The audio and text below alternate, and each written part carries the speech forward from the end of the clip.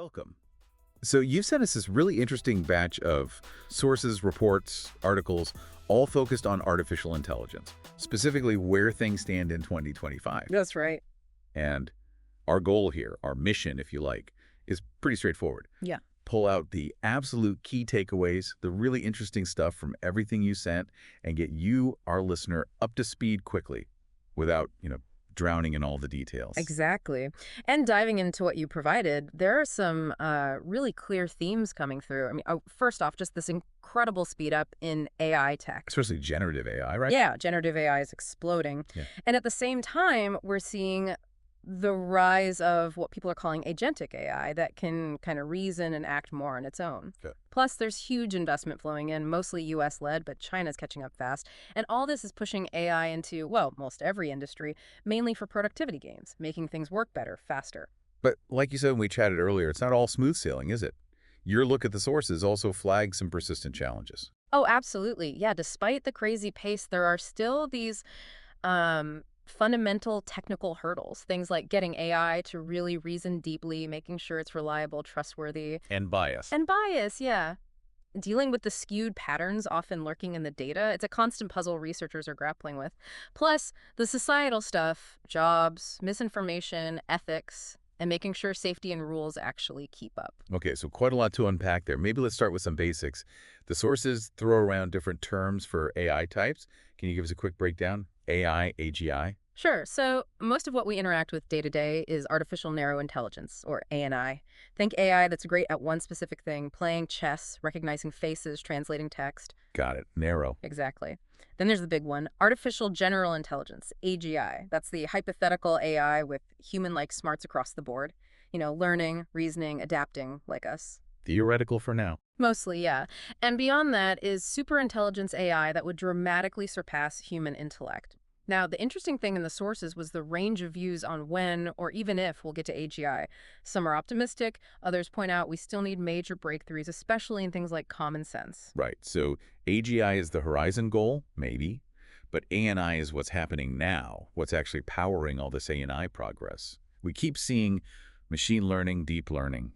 Okay, yeah. So machine learning, ML, is kind of the engine. It's the broad idea of getting computers to learn from data without being explicitly programmed for every single step. Learning by example, sort of. Pretty much. And deep learning, DL, is a specific type of machine learning that uses these really complex, layered structures called neural networks, inspired very loosely by the brain. DL is behind a lot of the really impressive recent advances, though not all AI uses ML. Okay, so ML is the broad approach. DL uses these networks. Now, generative AI, Gen AI, that seems to be everywhere. What's the core idea there? Right. GAI is, it's incredibly powerful. It uses deep learning models, often very large ones, to actually create brand new content, stuff that didn't exist before. Like text, images. Exactly. Text, images, music, video, even computer code.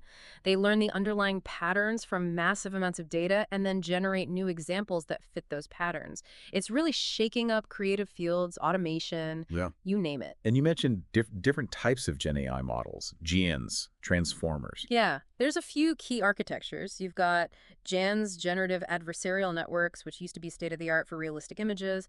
VAEs, variational autoencoders, are good for other things like data compression. Okay. But the transformer architecture, that's been a real game changer, especially for language. It's the foundation for most of the large language models, the LLMs like GPT, Claude, Gemini. Yeah, the big names. Exactly. And more recently, diffusion models have really pushed the quality for image and video generation. Think Midjourney, DALE3, and that new Sora model for video.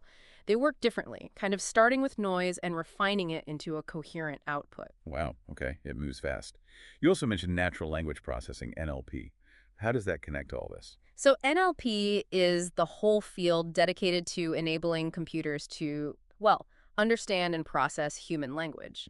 It covers both understanding the meaning in text that's natural language, understanding NLU, and generating human-like text, natural language generation, NLG. And the LLMs are key for that. Absolutely. LLMs are sort of the powerhouses driving modern NLP. They make things like sophisticated chatbots, translation tools, text summarization, all of that stuff possible at a scale and quality we haven't seen before. Okay. And then there's the visual side, computer vision.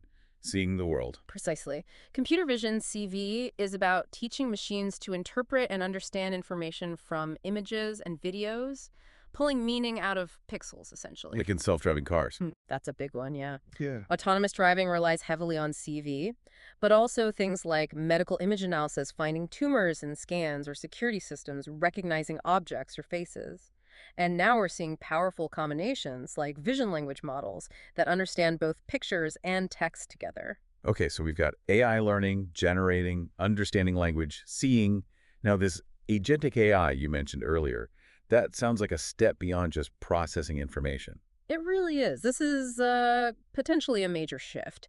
Agentic AI refers to systems that aren't just passive tools waiting for a prompt. They're designed to understand a high-level goal. Like plan my vacation. Potentially, yeah. Or maybe research competitors for this product. They can then break that goal down, create a plan, interact with software or websites, use tools, and carry out complex tasks over multiple steps, largely on their own. With less hand-holding.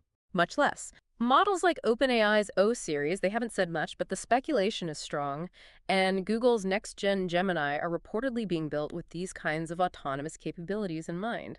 Planning, reasoning, acting in digital environments. That does sound different. And multimodal AI, is that related? Very much so. Multimodal AI is about systems that can handle and understand information from multiple types of data simultaneously. So text, images, audio, video, maybe even sensor data, all flowing into one model. So it can, like, watch a video, listen to the audio, and read captions all at once. Exactly, and understand how they relate. OpenAI's GPT-4o, the O is for Omni, is a big step in this direction. It allows for much more natural interaction because the AI gets a richer picture of the context, just like humans do. It's fascinating how these pieces are fitting together. Now, something else that stood out from the sources was this trend towards smaller, more efficient AI models. Seems counterintuitive almost. Yeah, it's a really important counterpoint to the bigger is always better narrative. We're seeing these surprisingly capable, smaller models emerging. Like Microsoft's Phi 3. Phi 3 Mini is a great example, yeah. It achieves performance on par with models from just a year or two ago that were vastly larger, hundreds of times bigger sometimes. Why is that significant? Well, it means powerful AI can run on smaller devices like phones or laptops, potentially even offline. It lowers the cost of using AI, reduces the energy needed, basically makes it much more accessible and practical for more applications. And these smaller models are still holding their own on tough tests. They really are. The sources highlighted significant gains on some really challenging new benchmarks. Things like MMMU, which tests multimodal understanding across different subjects, Okay. GPQA, which has graduate-level questions, and SWE Bench, which tests coding ability. The fact that models, including some smaller ones, are improving so rapidly on these difficult tasks shows real progress in their core reasoning and problem-solving skills. And beyond benchmarks, you mentioned some specific, almost sci-fi-like breakthroughs in what AI can do, Yeah. like text to video. Yeah, OpenAI's Sora model really turned heads.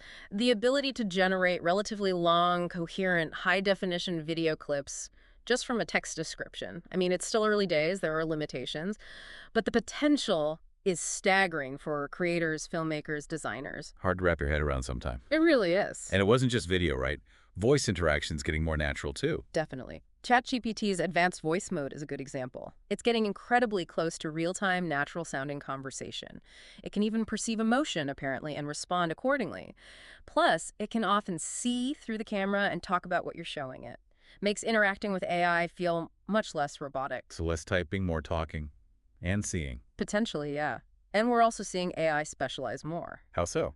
Well, beyond general-purpose models, there's a move towards AI agents designed for specific, complex roles, like Devin, which was pitched as an AI software engineer. The one that could write code and fix bugs. Supposedly, yes, though there's debate about how effective it really is yet. And OpenAI has shown glimpses of an operator agent that can browse the web and control applications to get things done for you. Early days, but it points towards AI taking on more sophisticated workflows. And all this capability. Yes. Is it getting cheaper to actually use? That's another key trend the sources picked up on, yes. The cost to use these powerful models to get a certain level of performance has dropped dramatically. Really? Yeah, like the cost for something equivalent to GPT 3.5 level performance fell significantly over the last year or so. Cheaper processing, more efficient models.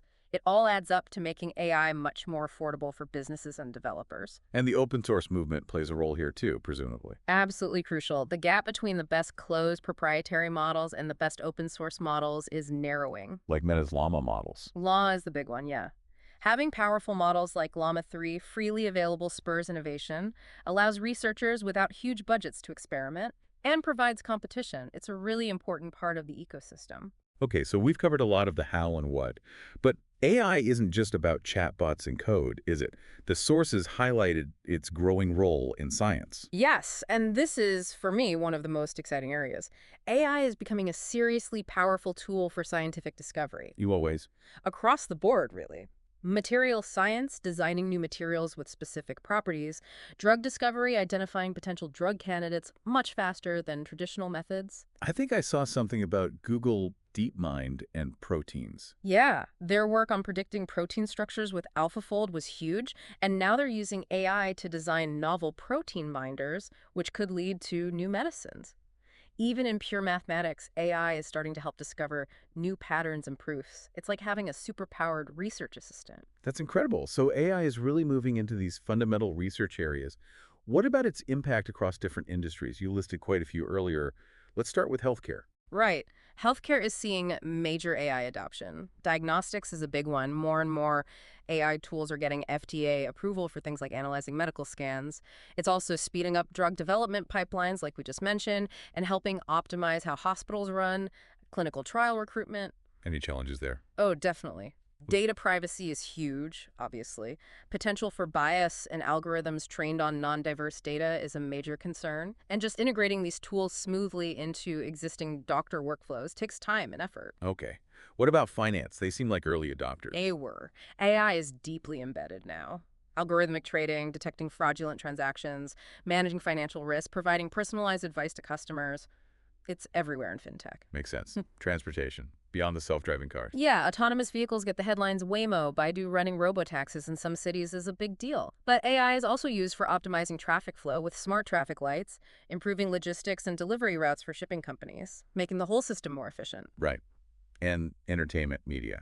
Generative AI is the story there, creating images, music, video snippets, personalizing recommendations what Netflix or Spotify show you, even acting as a co-writer or brainstorming partner for creatives. And just general business operations, customer service. Yeah, AI chatbots are handling more and more customer queries. Robotic process automation, RPA, uses AI to automate repetitive back-office tasks. And tools like Microsoft Copilot or Google's Workspace AI are being integrated directly into Office software to help write emails, summarize documents, analyze spreadsheets. Boosting productivity, adoption is really taking off. It really does feel like AI is moving from hype to reality across so many sectors. Who are the main players making all this happen? The big companies. Yeah, the development of the biggest, most powerful foundational models is still dominated by a handful of tech giants. In the US, you've got OpenAI, Google DeepMind, Meta, Anthropic, Microsoft, who partner closely with OpenAI, NVIDIA, providing the crucial chips, Apple integrating AI into devices. And internationally. In China, companies like Baidu and Alibaba are major players, along with newer startups. And folks like Elon Musk with xAI are also in the mix. It's a pretty concentrated field at the very top. But it's not just companies, right? Universities, research labs. Absolutely vital. Places like Stanford, MIT, CMU, Berkeley. They do a lot of the fundamental research, pushing the boundaries, and critically training the people who then go build these systems. And big conferences like NeurIPS or ICML, plus online archives like Archive, are where the latest ideas get shared and debated. You mentioned the US and China. How does the global picture look? Different approaches. It's interesting. The U.S. definitely leads in private investment and has developed many of the most talked about models right now. China is moving incredibly fast, publishes a huge amount of research, has massive data sets, and generally high public optimism, according to the reports. And Europe. Europe is taking a different path, focusing more heavily on regulation first, with the EU AI Act being the prime example. They're trying to set the rules of the road, focusing on risk. That leads nicely into something else the sources noted. This shift where industry labs, not universities, are producing most of the cutting-edge models now. Yeah, that's a clear trend.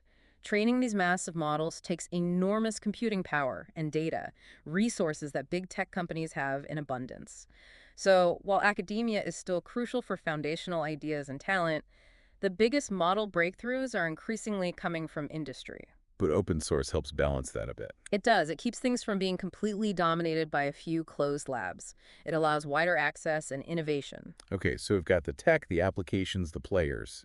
Now, pulling it together, what did the experts in your sources predict for the near future? Where's this all headed in the next year or two? Well, the consensus seems to be more generative AI everywhere, deeper integration into software and workflows. Expect agentic AI to get better and start having a real impact on productivity, automating more complex tasks. So more automation, but also more human AI teamwork. Probably both, yeah. Continued breakthroughs in using AI for science are also expected. Multimodal AI will get smoother, understanding the world more like we do. And progress in robotics, AI controlling physical systems, embodied AI is another area to watch. Plus, ongoing research into things like quantum AI, though that's longer term. And underpinning all this, Yeah. the ethics, the safety, the rules, that seems like a huge ongoing challenge. It's massive and critical. The sources really emphasize the societal side. Job market shifts. Will AI replace jobs or augment them? How do we handle the skills gap? Right. Then there's bias and fairness, ensuring AI doesn't perpetuate or even amplify societal inequalities. Safety and reliability. How do we prevent AI causing harm? How do we deal with things like hallucinations, where AI makes stuff up? And misinformations and fakes. A huge concern. The potential for AI to generate convincing fake text, images, video at scale is worrying for information integrity. So there's a big push for responsible AI development principles, but actually implementing them consistently is tough. It's not all negative, though. AI for good. No, absolutely not. There's immense potential for AI to help tackle global challenges: poverty, health, climate change, education.